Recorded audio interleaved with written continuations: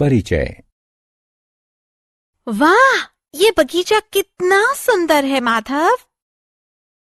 तुम क्या देख रही हो आलिया? मैं बगीचे की तस्वीर को देख रही हूँ माधव। आलिया, क्या तुम इस तस्वीर में विभिन्न वस्तुओं का विश्लेषण कर सकती हो?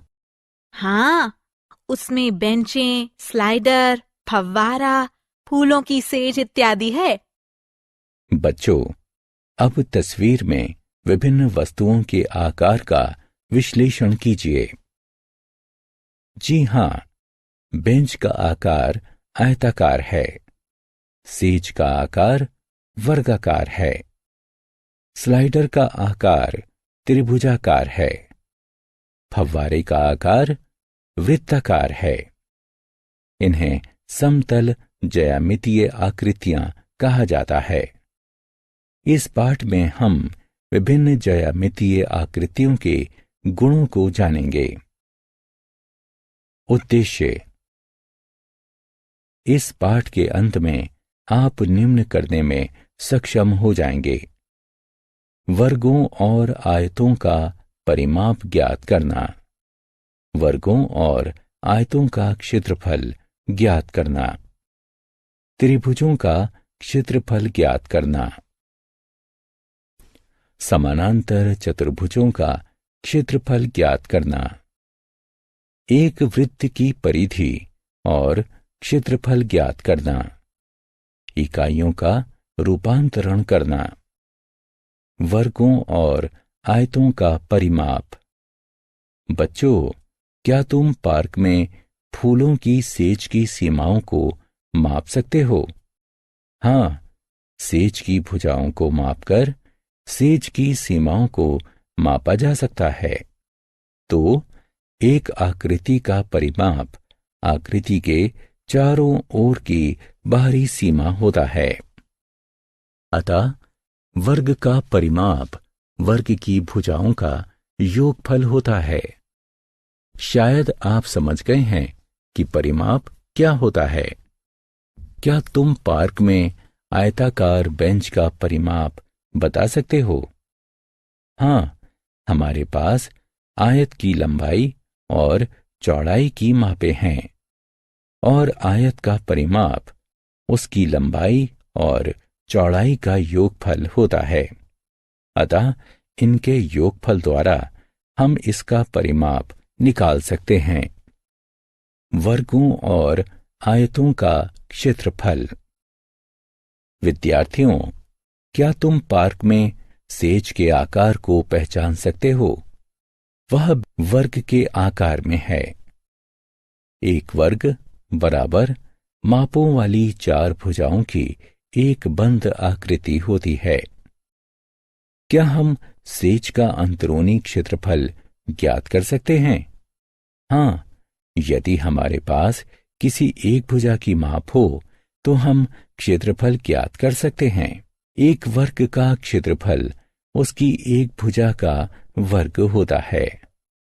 आपने पार्क में बेंच का आकार अवश्य ही देखा होगा। वह बैठने वाले शीर्ष भाग पर आयत के आकार का होता है। क्या तुम बेंच के शीर्ष भाग का क्षेत्रफल ज्ञात कर सकते हो? जी हाँ, यदि आपको आयत की लंबाई और चौड़ाई पता है तो हम क्षेत्रफल निकाल सकते हैं। आयत का क्षेत्रफल उसकी लंबाई और चौड़ाई का गुणन होता है। त्रिभुज। क्या आप जानते हैं कि त्रिभुज क्या है? जी हाँ, एक त्रिभुज तीन भुजाओं वाली बंद आकृति होती है। क्या आपने पार्क में फिसल पट्टी यानी स्लाइडर को देखा है? वह त्रिभुज के आकार में है। तो क्या हम त्रिभुज का क्षेत्रफल निकाल सकते हैं? हम त्रिभुज के क्षेत्रफल के सूत्र का उपयोग करके भी त्रिभुज का क्षेत्रफल निकाल सकते हैं। इसके लिए हमें त्रिभुज के आधार, ऊंचाई की मापों की आवश्यकता होती है। त्रिभुज का क्षेत्रफल उसकी ऊंचाई और आधार के गुणन का आधा होता है। समानांतर चतुर्भुज। बच्चों, अब इस आकृति को देखो।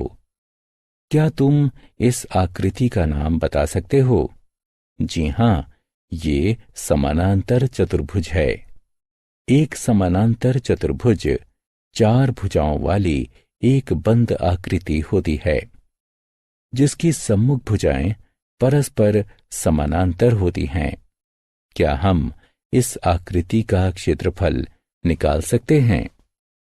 हाँ, समानांतर चतुर्भुज के सूत्र का उपयोग करके हम इस आकृति का क्षेत्रफल निकाल सकते हैं। इसके लिए आपको आधार तथा संगत समानांतर भुजाओं के बीच की दूरी की आवश्यकता होती है। एक समानांतर चतुर्भुज का क्षेत्रफल उसके आधार तथा समानांतर भुजाओं के बीच की दूरी का गुणन होता है, अर्थात समानांतर चतुर्भुज की ऊंचाई। वृत्त। बच्चों, क्या तुमने फव्वारे का आकार देखा है? फव्वारा वृत्त के आकार में है। क्या तुम वृत्त की परिधि माप सकते हो? हाँ, यदि आपको वृत्त की त्रिज्या ज्ञात है, तब वृत्त की परिधि के सूत्र का उपयोग करके वृत्त की परिधि ज्ञात की जा सकती है। वृत्त की परिधि एक वृत्तीय क्षेत्र के चारों ओर की दूरी होती है। दूसरे शब्दों में, यह वृत्त की सीमा रेखा होती है।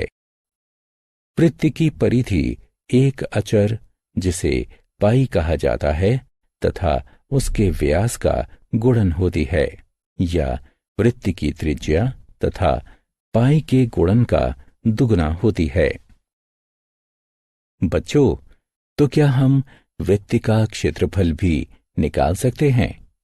हाँ, यदि हमें वृत्त की त्रिज्या की माप ज्ञात हो, तो हम वृत्त का क्षेत्रफल ज्ञात कर सकते हैं। वृत्त का क्षेत्रफल वृत्त की त्रिज्या तथा पाई के गुणन के बराबर होता है, या हम वृत्त के क्षेत्रफल को व्यास के पदों में भी व्यक्त कर सकते हैं। हमें ज्ञात है कि वृत्त की त्रिज्या व्यास की आधी होती है, तो इस स्थिति में वृत्त का क्षेत्रफल व्यास के आधे के वर्ग तथा पाई के गुणन के बराबर होता है। इकाइयों का रूपांतरण। हमें ज्ञात है कि 1 सेंटीमीटर में 10 मिलीमीटर होते हैं। 1 मीटर में 100 सेंटीमीटर होते हैं। 1 किलोमीटर में 1000 मीटर होते हैं और 1 हेक्टेयर में 100 मीटर होते हैं। कभी कभी हमें बड़ी इकाइयों को छोटी इकाइयों में बदलने की आवश्यकता पड़ती है।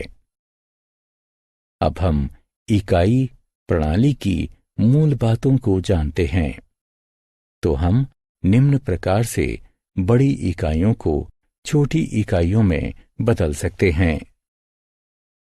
सारांश। आइए हमने जो कुछ भी सीखा है उसे संक्षेप में दोहराएं। वर्गों और आयतों का परिमाप, वर्गों और आयतों का क्षेत्रफल, त्रिभुजों का क्षेत्रफल, समानांतर चतुर्भुजों का क्षेत्रफल, एक वृत्त की परिधि और क्षेत्रफल, इकाइयों का रूपांतरण।